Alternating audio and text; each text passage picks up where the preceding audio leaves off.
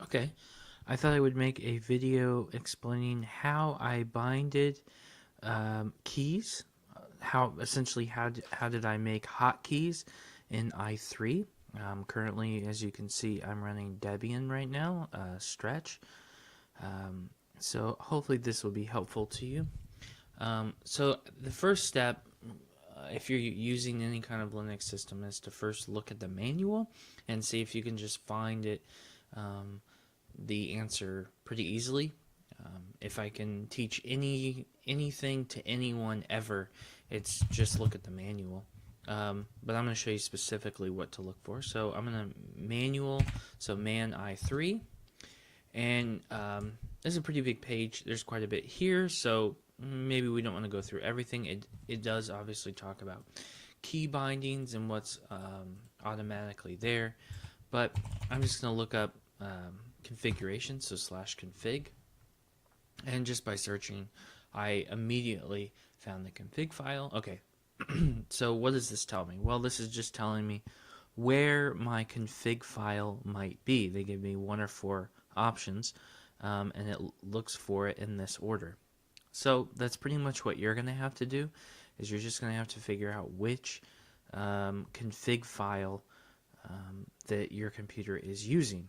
It just so happens that mine is using the first one, but yours might be using one of the others. So you should probably try all of them, and I would suggest in that order, because that's the order that i3 is looking for them.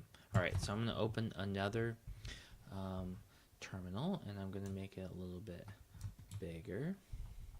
Okay, so I'm going to open it with vim, so vim, and then this is a hidden file, so config /i3/config, and I already had it open, so I'm going to go ahead and open it again. Whoops, sorry. Okay, I had it open before this video. So this is sort of what you'll be shown. This says it's setting what mod key that i3 is using. But here's where it's getting interesting. Now I added some of this myself. For instance, start a terminal. This is not your default terminal. I already made a video about this, that I wrote execute st because I want to use st because I like my st build. You may prefer a different terminal. Anyway, so that video explains what I was doing there. Here I want to show you, this is just totally from my head. I wanted to open Firefox. I have to use Firefox so much on the computer that I might as well just have a hotkey. And what I decided was mod shift W. I just went with web browser. Could have went with F. Literally could have went with anything I wanted. But you're going to have to press mod, and then you have to spell out shift. How did I know to spell out shift? Well, the other commands, there's other commands that use shift, and I was able to just go, oh, okay, this is how you use shift, so I just mod plus shift plus W. That's what I wanted. Now, this is only going to work if this command is not already being used. If it's already being used, there's going to be some problems, and you're going to have to decide which one do you want to use that more. So you're going to have to change. So something will not do, it's not going to do both, so you'll have to change that. Now I also changed, let's see if I can find it.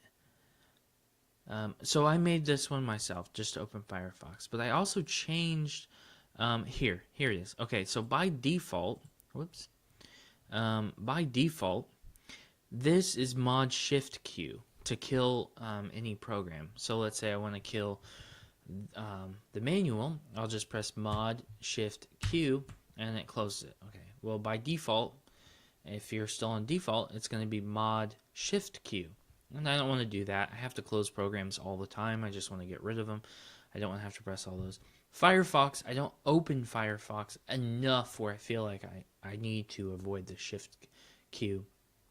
And I'm also going to use just mod W for something else. So anyway, so you can go ahead and change these. Like, there's no reason that you couldn't change these as long as they're not already being used. So you can see that mod shift J and mod J are already being used. So that would be conflicting if you used either one of those. But obviously there's lots of keys on the keyboard, so you can use lots of them. But hopefully this will help. This is also not super well documented, at least not on YouTube. It's well documented in the manual pages, and maybe that's why no one thought to make a video. But just in case you're new, and I'm relatively new myself, so I thought I'll just make a video and explain this. So I hope this is helpful, and please post in the comments if there's anything else I should have answered.